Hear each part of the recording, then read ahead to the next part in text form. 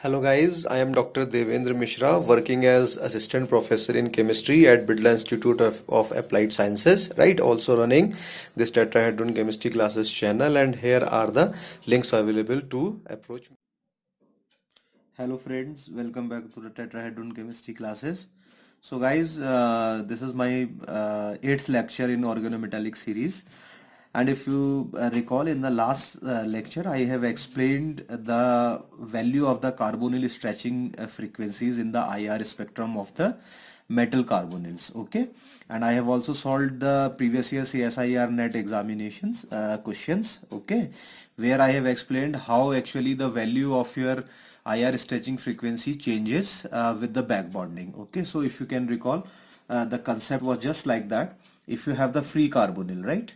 So I'm checking for this frequency for free carbonyl. So it will have the value of the 2143 centimeter inverse. Okay, and when the back bonding occurs, okay, so due to the back bonding, then when back bonding happens in the metal carbonyls, then your carbonyl frequency would be less than 2143 centimeter inverse. Okay, and I have also explained the effect of this back bonding on the metal carbon bond. So all the aspects actually I have discussed, and today I will not discuss those specific values of carbonyl stretching frequency, but today we will see how we can predict the number of the IR bands in the spectrum of the metal carbonyl or spectra of the metal carbonyls. Okay, so today we'll discuss these things. So this page could serve as the guide for you to solve the questions. Okay, so first of all, you should remember the particular point which I have written here. IR spectroscopy is used to determine the structure of the metal carbonyls. Okay, so what generally we do, we take the metal carbonyl, synthesized metal carbonyl, okay, or the unknown metal carbonyl, and we take the IR spectrum of that carbonyl. Okay, and depending on the number of the bands which appears in the IR spectrum, we decide the geometry of the complex. Okay, so this is the first point, and second point, you can see the number and the intensity. So intensity, we will not actually we cannot discuss much about the intensity here, because there is no direct correlation of the intensity with the metal carbonyls. So basically we'll focus on the number only. The number of the IR bands of the CO or the carbonyl group depends on the point group of the metal carbonyls, and point group in turn depends upon the symmetry or the symmetry elements present in the metal carbonyls. Okay, so whenever you will decide the point group of the metal carbonyls, you will focus only the carbonyl group, only the ligands which are the carbonyl groups. The other ligands which are present in the metal carbonyls cannot actually affect, or generally does not affect, the true geometry of the molecule. So we will ignore the other ligands while deciding the point group of the molecule, or say the IR band. Okay, not point group, actually the IR band. Okay, and then the number of the IR bands predicted by the point groups are not always observed in the spectrum. Okay, say for example, say for particular point group you are having, say you are predicting the 4 IR bands, so it is not necessary that you will get all the 4, because sometimes, see, in the basics of the IR spectroscopy, you know, sometimes the bands are overlapping means they have the same, actually, the stretching frequency. So if the two actually carbonyls have the same stretching frequency, so they will give only one signal, so two will become one. And sometimes the change in the dipole moment during that infrared radiation fall on the when the infrared radiation fall on the carbonyl, then there is not much appreciable change in the dipole moment, and these and actually these vibrations are very weak to observe by the IR spectrum, so the number reduces. Various things are there, though I haven't made the lecture series on the IR spectroscopy, but I am planning to actually deliver the lecture series on the IR spectroscopy also. But I'm telling you why we cannot observe all the IR bands. So this is very important. Okay, why we cannot observe the predicted number of the IR bands, okay, in the IR spectrum, due to the overlapping, due to not achieving the appreciable change in the dipole moment. Okay, and then various things are there. Okay, And see, this could be the guide for you. And remember one thing, see guys, this I have already told you in my stereochemistry lecture series. See, whenever your molecule is very highly symmetric, so their NMR spectrum very simple. Okay, and so does their IR spectrum also. So basically, highly symmetrical molecules give lower number of the NMR peaks, proton NMR, or whether the carbon NMR or the phosphorus, any kind of the NMR. Similarly, highly symmetrical molecules also gives the lower number or the fewer number of the IR spectrum bands also. This you should remember. So for example, if you check the octahedral point group, see see in that case, whenever the symmetry is very high, the higher number of the symmetry elements are present, then actually the geometry is also the point group of that molecule. So if you have the octahedral point group, so various numbers of the symmetry elements are present. I will show you with the help of the particular website later in the lecture. Okay, so in that case, all the ligands actually, say if you have the metal carbonyl which is having the 6 carbonyl groups attached to the central metal, so it is highly symmetrical molecule, and all the carbonyl behaves as similar carbonyls or identical carbonyls, and IR spectrometer cannot differentiate between them, and all behave similarly to the IR spectrum, and you will get the one IR band. This you should remember. Similarly, this DNH group, right? DNH means your DNH dihedral actually group, DN group. Okay, so in that case, if you have the D4H, then it is very highly symmetrical molecule, one band would be observed. Similarly for D3H, one band would be observed. So if you don't know much about your D3 and D4H and all these symmetry elements, don't worry, I'm going to explain the things in a very short manner, short and the crisp manner. But I have made 3 lectures on the point groups, how to decide the point groups, and those 3 lectures are very important. Actually, nobody has explained those point groups in such manner which I have explained by using the website Symmetry Oturbine. So it is my personal recommendation for you. Watch these actually lectures. So I am also giving the link in the description box, and here also you can see the link here. Okay, in this link you can go through and explain and understand how we can decide the point group. This is very important for you guys. Okay, but so you can see here, similarly, if you have the tetrahedral geometry, then the one band observed. So octahedral, tetrahedral, and a DNH group, they are very highly symmetrical point group. That means the molecules belongs to these point groups are having the very high number of the symmetry elements. So their IR bands would be low, and definitely their NMR signals would also be low if you go for the carbon NMR. Okay. And then see, if you have the CS point group, the CS point group is the point group which is having the only sigma plane, that means the plane of symmetry. So such complexes which are having only the sigma plane, in that case, whatever the number of the carbonyls are there, all the carbonyls would appear in the IR spectrum. For example, say you have particular complex which is having the 3 CO group. Okay, and this CO group, if belongs to the CS point group, that means it will have only the symmetry plane, right? Identity is always there, remember. Okay, then IR spectrum band would also be 3 IR bands you will observe. Okay, so number of carbonyls equals to number of the IR bands when only the CS point group is there. Similarly, if you have the C2V point group, then definitely this would be here. This would be just like that. Okay, so you may have the several example for the C2V point group. Say for example, say you have say metal. Okay, and then say you are having the 4 carbonyls, and say 2 other ligands are also there. Okay, so if it is cis in nature, okay, then they will form the C2V point group. So in that case also 4 carbonyls are there, then you will observe 4 IR bands. Okay, so this is just rough guide, not strictly followed, remember, but you may have actually some idea to solve the question by using this guide. Okay, then you may have actually the CNV point group. If N actually, right, that means proper axis of symmetry, if it is having the fold actually greater or equal to 3, right, 3, 4 or 5, then actually the number of IR bands would be n minus 1. But again, see what is the meaning of the n minus 1? Say for example, if you have the C3v point group. So for C3v point group, what say you have M, and say to make it CO3, I'll make this CO3 and L3, right? And say it is the, if it is the cis isomer or facial isomer, fake or facial isomer, not fake actually, facial isomer, okay? Cis or facial, both are same thing. So they belongs to the C3v point group. When they have actually, so 3 carbonyls are there, so definitely you will have the 2 IR bands in that case. That means n minus 1, where n is the number of the carbonyls, that is 3, right? And 3 minus 1 will give you the 2. But this is the guide which actually you can follow. Okay guys. So here actually I have drawn some of the point groups here.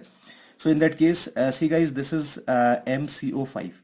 So in that case, you can see that this ligand L is there, but this will not affect the local symmetry of the molecule. So you will not give very importance to this, much importance to this L, and you can focus on this one. So this is having actually the your C4b point group. So I am not going to explain how you will determine the C4b point group. You can follow my previous lectures, or just after 2 or 3 minutes I'm showing you the I'm also showing you the that particular examples also, not for C4b but for others I will show you.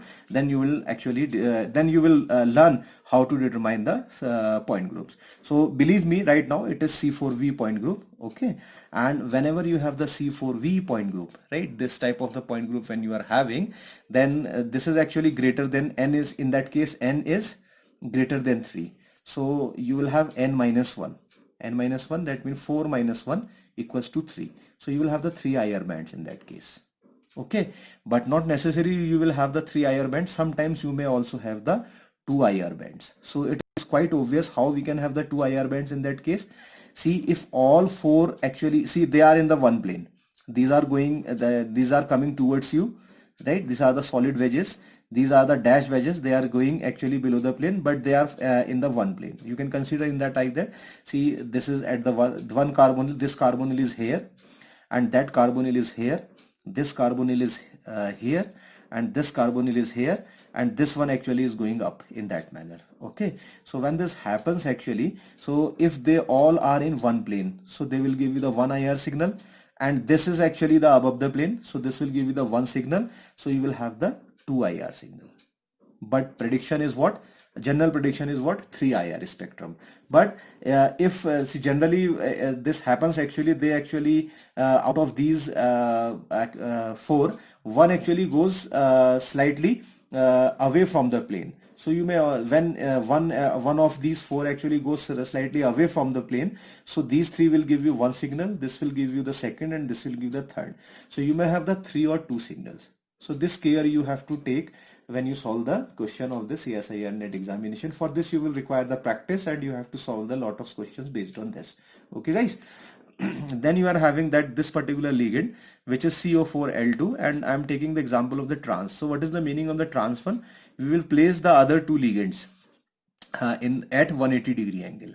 So when I placed both these 180-degree angles, so they are the trans. So what is the meaning of that? These carbonyls actually are at the corner of the 4 pages, and one ligand is going above and other one is actually going down, going below this plane of the paper. Okay, so in that case you can see a point group is actually the D4H.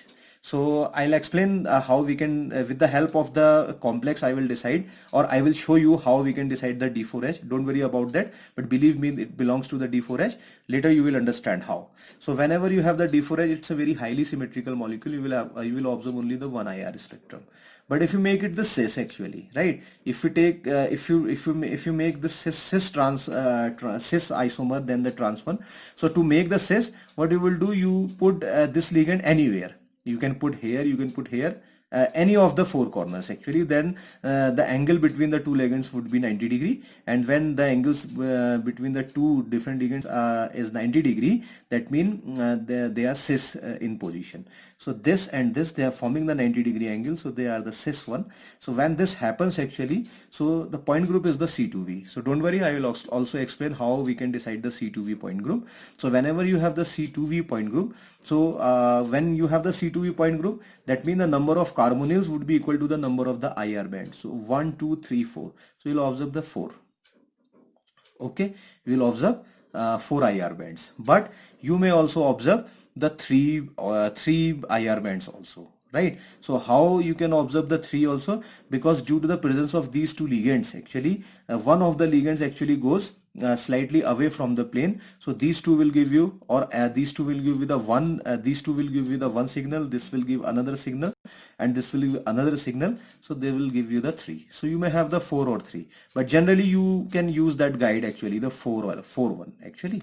Okay, and then you are having these two examples. Say you are having this isomer, this actually I have explained here, where see this MOC3L3 cis means facial. Okay, C3V point group. So this is facial means cis actually. Okay, so what is the cis meanings? That means all the 3 L ligands will have the 90 degree angle. You can see here, this is 90 degree, this is also 90 degree, these two are also 90 degree. Okay, and these are also 90 degree. So in that case you will have the C3V point group, and I'll also explain with the help of the actually website also, okay, later on in the lecture. So when this happens actually C3V, so in that case, you know, n-1 formula you will use, that means 3 minus 1, that will give you the two IR bands you will observe in that case. Okay, one for these two and other one for these two. Okay, but when you make it meridional to it, so meridional actually the trans isomers, so what you will do to make the meridional isomer for this one, you will place any one of the L at 180 degree. So I have placed this, these two are at 180 degree, so it's a meridional one. So when you have the meridional one, it will have the C2V point group. So when you have the C2V point group, so you will have the 1, 2, 3 IR bands, or you may also have the 2 IR bands, right? These actually are the complicated things. For this you have to do the practice for the some known examples from Missler and Tar. Okay, and you may take the examples of your say housecraft, you may use the Hui, any book you may use. Okay guys, so this is how I have explained some of the things. So if you want to know from where actually I am explaining all these things, so this is the book actually by Ajay Kumar, and he has summarized the things here. So say for example, if you have the this trigonal bipyramidal kind of the ligand, okay, where these three actually are in one plane, okay, and this is above the plane, this is below the plane, so it belongs to the D3H point group. So whenever you have the D3H point group, okay, so you may have actually the very fewer number of the bands, so you may observe two IR bands. So how two IR bands? See, these are all actually in one plane, 1, 2, 3. Okay, they are all in one plane. See, these things I have explained in my Vesper theory lecture. You can go through my Vesper theory lecture. You type actually Vesper theory by tetrahedron chemistry classes in YouTube. You will get the this particular video. So these three will give you one signal. These two are identical. They will give the one signal. You will have the two signal only. Okay, and if you have say this one MCO4L, say that means four are carbonyls, but one is different. So again you can see this is actually the C3V point group. So when you have the C3V point group, so these three, 1, 2, 3, they can give you the one signal, and this will give you the another signal, so total signal would be 2. Okay, but sometimes you may observe also 3 signals. Okay, but two signals are most probable. And if you have if you have this particular relation, if you have the equatorial relation, so these two actually are 180 degree. So it's a different kind of the geometry, and it is having the C2V point group. Okay, so when you have the C2V point group, you know, for C2V 1, 2, 3, 4, so 4 IR signal you will observe. Okay, similarly you can go for the others also. So I'm not going to explain each and every, right, but you can take this guide as the reference. Okay, now guys, follow, see whatever I have explained here, And now see, I am showing you with the help of the website also, and understand how the rotations are going on and how we are observing the planes in the molecule to decide the point group. Okay. Okay guys, so far I have actually just introduced the concept of the point group and the number of the IR bands. Okay, so guys, before going into the further detail to solve the questions, right? So it is actually very important for you to understand how actually we determine the point group. However, I have made the extensive lecture series on the point group analysis, and I am also giving the link in the description box. You can see there. But right now you can understand in that manner. Say this is the molecule, and see, you focus on my cursor. So you can see this cursor is here where you have actually this osmium compound, which is tetracarbonyl, and two chlorines are also there. And you see this is the cis isomer. And this compound, actually this complex is having what kind of the symmetry? It is having C2V point group actually. So what is the meaning of the C2V point group? It will have a C2 axis and the vertical plane. So how you can decide that? See, first of all, you see how it is actually cis isomer. So in the cis isomer, actually the two actually ligands would be in the 90-degree, which are other than the carbonyls. So in that case, you can see the two chlorines are there, and this green one is your chlorine. Okay, so this is forming the 90-degree angle here.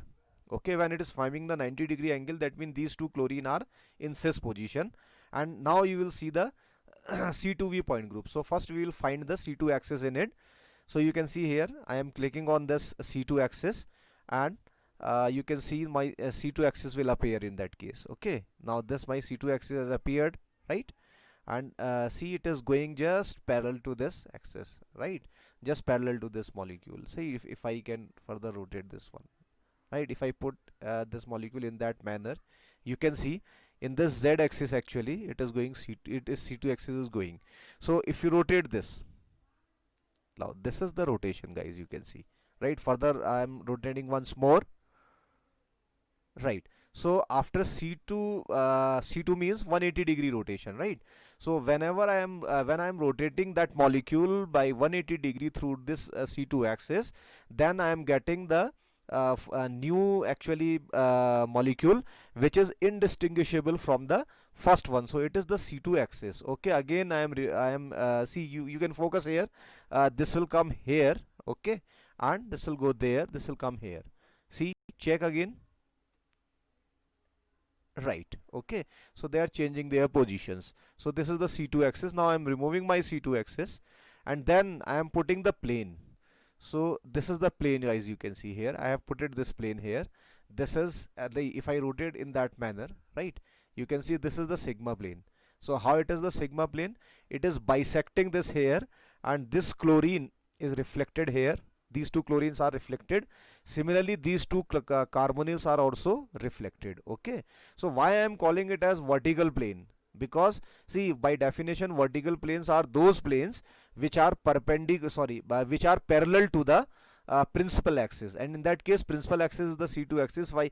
If I put that C2 axis here, right, you can see here this C2 axis and this plane is actually what, parallel to each other. So it's a vertical plane. So C2 axis along with a vertical plane, actually it gives the C2V point group, right? And when the point group is the C2V, so the number of the IR stretching band would be equal to the number of the carbonyl present in that case. So how many carbonyls are there? So 4 carbonyls are there. So you may observe 4 IR bands for this particular complex, and sometimes you may also have 3 IR bands, right? So this is how you can understand the things. So guys, this is another example, and this is my D4H point group. And I already told you, whenever you have the very molecule with very large number of the symmetry elements, that means the molecule would be highly symmetric. That means the number of IR bands would be quite low, and in case of the D4H you will have only one IR band. Why? You can see here on the right hand side where the cursor is there right now. Okay, in that case you can see various symmetry elements are there. That means the molecule is very symmetric, and that means all the carbonyls would behave similarly, right? In the they will actually respond similarly to your IR spectrum, IR spectrometer. So it will give only one IR band. Okay, so now you can decide this actually your D4H. So for D4H, you will have one C4 axis and four C2 axis. So you can see here one C4 axis which I have written here. So you can see this is the C4 axis. That means if I rotate the molecule by 90 degree, okay, through this C4 axis, that means you will get the new molecule which would be indistinguishable from the first one. So I am rotating for you. Focus. This will take the position of this one, and this will replace this one, and this will replace this one. All the carbonyls which are actually at 90 degree, they will replace each other. Okay, check here. Okay, once again. Okay, right. And then it will also have the C2 axis. So for DN point group, it is necessary when if you have your C3 axis, then it must have the 3 C2 axis. If it has have C4 axis, then it must have the 4 C2 axis. So it must have the 4 C2 axis. It may have the more than 4, but 4 is necessary. Okay, so you can see one C2 axis is there which is going parallel to this one. So if I rotate that C2, you can see here I am rotating by 180 degree. Right. So if I rotate 180 degree, this carbonyl will take the position of this one. See, these two are in 180 degree angle. Right. Focus their positions during rotation. Right. They are taking their this one taking the place of this one. Okay. So it's a C2 axis. Right. And then another C2 axis you can check here, which is going through this one. Okay, so if I rotate through this one by 180 degrees, so this will take the position of this one, and this will take the position of this one. So I'm rotating this. Right. Once again, focus. Okay, right. And then please, okay, sorry for the disturbance, guys. Okay, and then you can see another C2 axis which goes in that manner, and then this C2 axis which goes in that manner. So you can do the practice by this site. Okay, and then you will have all these other planes, vertical planes and the horizontal planes. So this molecule is having vertical planes as a vertical plane as well as your horizontal plane. So vertical planes are those planes which are parallel to the principal axis, and principal axis is the axis which is having the higher order. So it is having C2 and C4. So C4 is the higher number, so principal axis is the C4 axis. Okay, and the plane actually would be perpendicular to this C4 axis, then it is called the horizontal plane. Okay, so I am showing you the horizontal plane. So this is the horizontal plane. You can see this is the C2 axis which is going actually in that manner, and this is the plane actually which is bisecting this molecule horizontally and reflecting this chlorine and this chlorine. So it's a horizontal axis. So if you have the horizontal axis along with the vertical and the diagonal axis, then the priority goes to the horizontal plane. That's why the molecule belongs to the D4H point group. So these are the some of the examples which are very important to understand the point groups when you decides the number of the IR bands in the carbonyl compounds. Okay.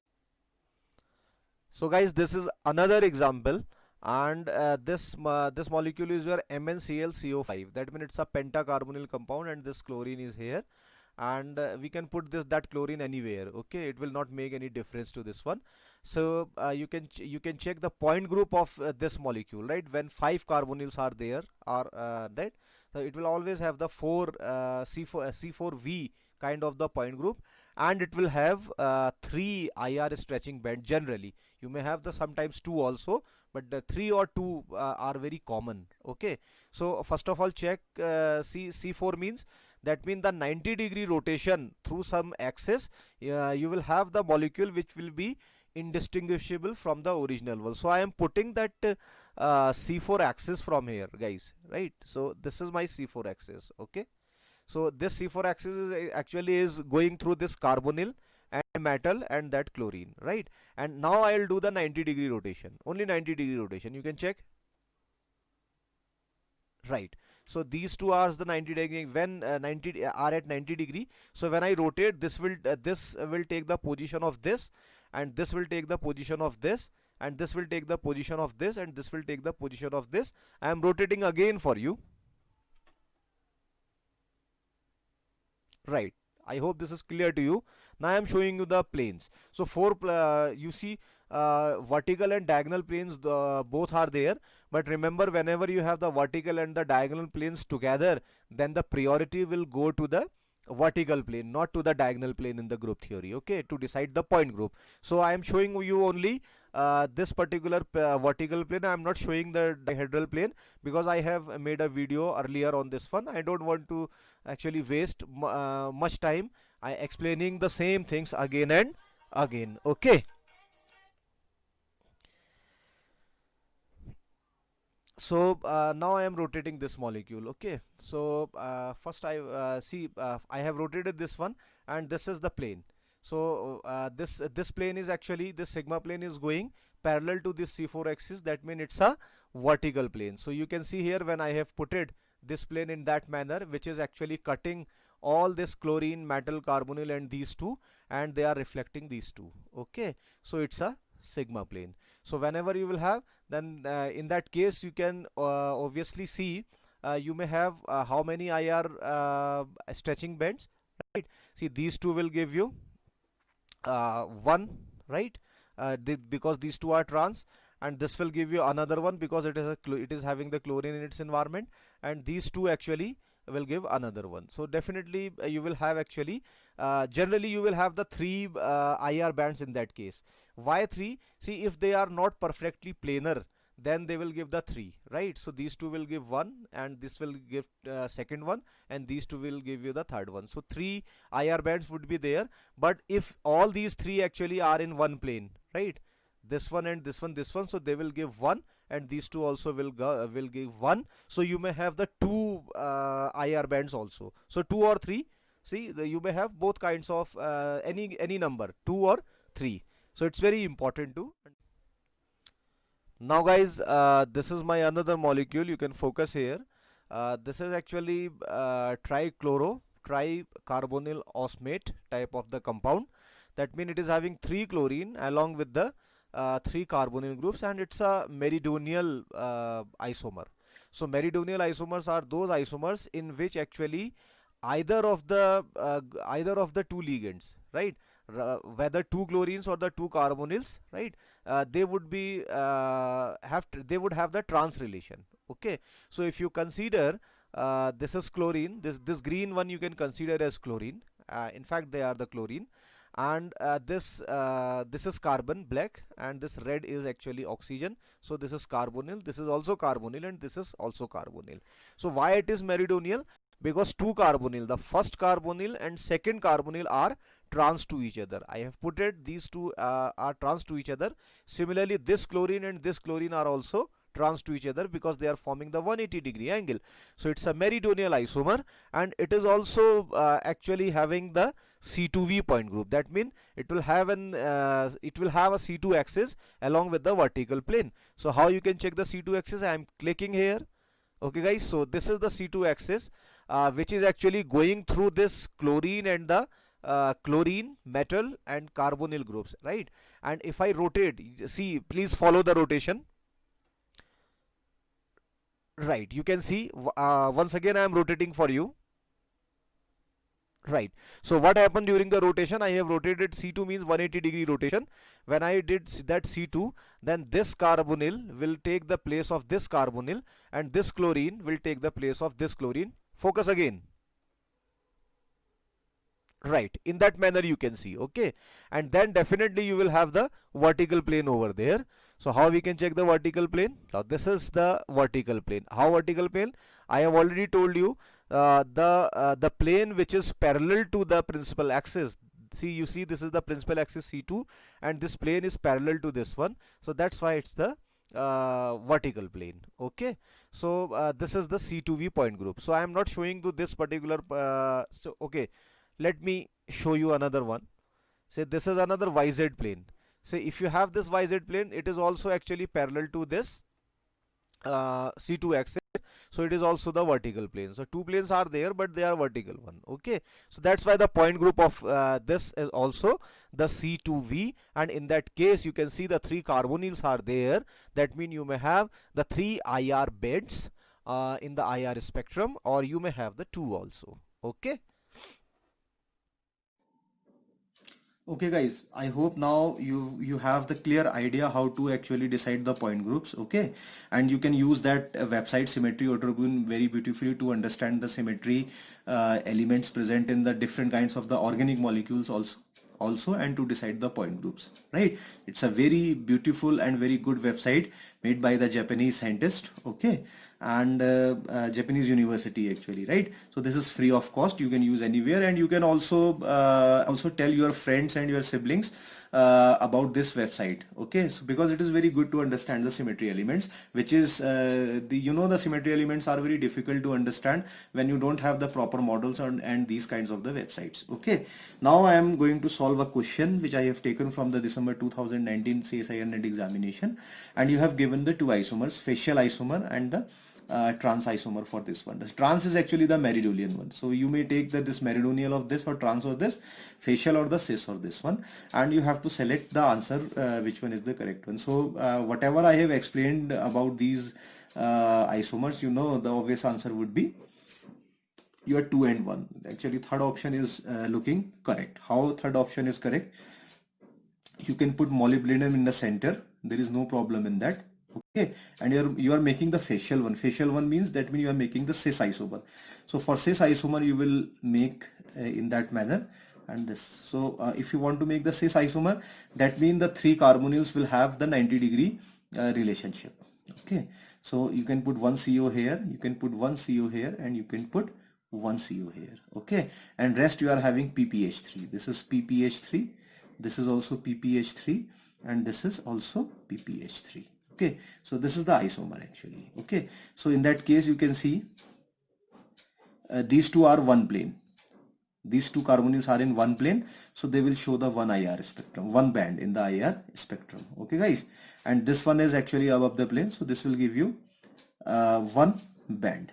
So total 1 plus 1, actually two bands are there for first one. So this cannot be your answer because 1 is there, this cannot be your answer because 3 is there, so these two can be the answer. So out of this you can select the correct one. Now go for the trans or the meridional one. So you put your molybdenum in the center, okay?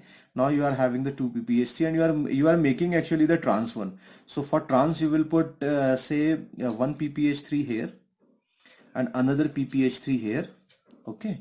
And then your 4 carbonyls, okay? And one carbonyl here, one carbonyl here, this is another carbonyl, this is another carbonyl, and see all are in one plane. When they all are in the one plane, that means they are similar and they behave identically in towards to your IR spectrometer, okay? So they will give the one signal actually. So this is the one signal, 2, 1, so this is the correct answer, okay? So this is how you can solve the question. So I'm not going to actually solve the much more questions. So you can solve the previous year gate examination questions also, and some practice problems you can do with the help of the books, okay? So before signing out, I want to explain one more question, say for your convenience actually. And this question actually is solved in the Ajay Kumar book, okay? And they have taken the reference of the Hui also. Say for example you are having this particular question: predict the number of the IR stretching bands in the cis and the trans isomer of this one. It actually the 4 coordinated one, 2 to 4. So what you can do, say I'm going for the say cis one, I'm taking the cis. Cis means that means they one are on the same side and two are on the opposite side. That means the two isomers will have the one 90-degree relationship. So what I can do, I can put this metal here, okay, and one L and one L here. So these two are at 90-degree. See, in the two-dimensional it will not look like actually the 90-degree, but by using the website you have seen all these things. And I have also explained various times these things in my coordination chemistry lectures also with the help of the model, okay? So these two are forming 90-degree angle, and these are the two carbonyls, okay? So this is the cis isomer, right? And then you can go for the trans isomer. Say for trans isomer, they will have the 180-degree relationship. So for 180-degree relationship, when you can put one carbonyl here, you can put another carbonyl here, and then you can put the two ligands here. So it's the trans one. So this is trans isomer, this is cis isomer. So how many kind of how many number of the IR bands you will observe? So it's quite obvious. See guys, if say this is a trans one, if it is going in that direction, dipole moment is going in that direction, and another one is going in that direction. Say if this happens actually. Okay, so both will cancel each other, and this is actually what kind of stretching? This is symmetric stretching, I suppose. This is symmetric stretching. Symmetric stretching means both the bonds actually will expand in the same direction or will compress in the same direction. So you are seeing, you are observing that these two are actually simultaneously going away from each other. That means it is symmetric stretching. So for this symmetric stretching, the dipole moment will cancel each other and you will have no IR signal for this one. Okay, but you may have the asymmetric stretching also. So for asymmetric stretching, one actually will go actually in one direction and other one will also go in that particular direction. Okay, so how? Say this is going, so I can use this pen to show you.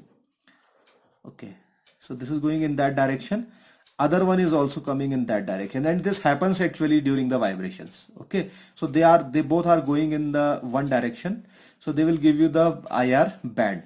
So this trans actually isomer, this is asymmetric stretching. So due to this asymmetric stretching, it will give you the one IR band. So for trans isomer, you will have the only one IR band. But in that case, you can see if this is the symmetric stretching means both will actually move in the same direction. It is going in that direction, it is also going in that direction. So if you add all these things, so this is the resultant actually magnetic moment. So it will give you the one, this is actually was symmetric stretching. It will give you the one IR band. Okay, and if you go for the asymmetric stretching, so asymmetric stretching means one would go in that direction and other would also come in that direction. Okay, so again you can see it is coming in that manner, it is coming in that manner. Okay, again you can see there would be a resultant dipole moment in that direction. Okay, in that direction, so it will also give you the one IR band. So how many IR band? One from here and one from here, so two IR band. So this for actually four coordinated compound, cis isomer will give you the two IR bands, one due to the symmetric stretch and other one due to the asymmetric stretch. While a transfer for trans isomer, only asymmetric stretch can produce the IR band, while symmetric cannot produce. Okay, so this you may actually consider this particular one, because such questions you may have in your examinations also. So guys, see one thing, see I'm telling you, if you have the mixture of the compound cis and trans, then on the by using the IR spectroscopy you cannot differentiate the cis and the trans. What is the meaning of that? See, you cannot actually say that this particular IR band is due to the cis isomer or the trans isomer. So this is the problem with that. So you use the pure isomers. Okay, so this is all about the IR spectroscopy of your metal carbonyls. I hope you like the lecture, and in the next class I will continue with the reactions of the metal carbonyls, which are very important for your CSIR-NET and the gate examinations, as well as for your IIT JAM examination also. I hope you like the explanation. Okay, and before signing out, again you can see, guys, if you are really liking the lecture, don't forget to like the video, please. Okay, and share, subscribe the Tetrahedron chemistry classes, and do share with your friends also. Okay, and don't forget to hit the bell icon for the latest notification. Okay guys, thank you very much.